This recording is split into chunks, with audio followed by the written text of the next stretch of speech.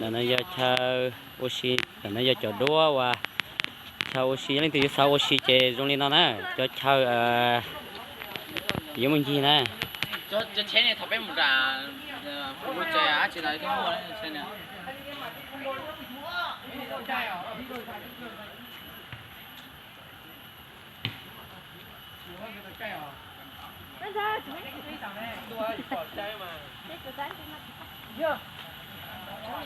chú có cái đen vậy à? Chụp bên này nhá.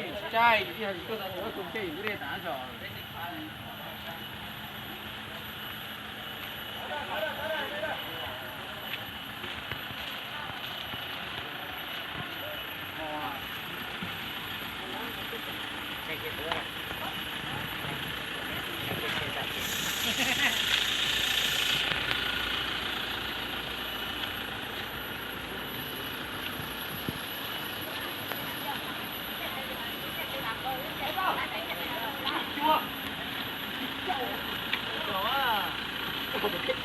Bây giờ nhớ gì đúng không? Có thể sao à?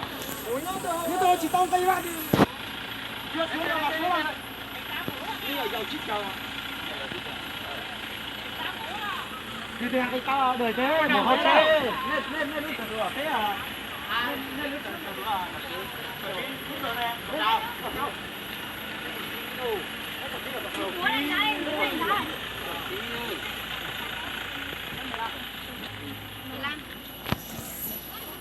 Có lắm mà kẹt đó. Có sắm có soi cho tụi mình nhiều á. Cái này nhá làm mà tụi nó nào. Tụi nó làm mà đúng không? Hả? Chúng à?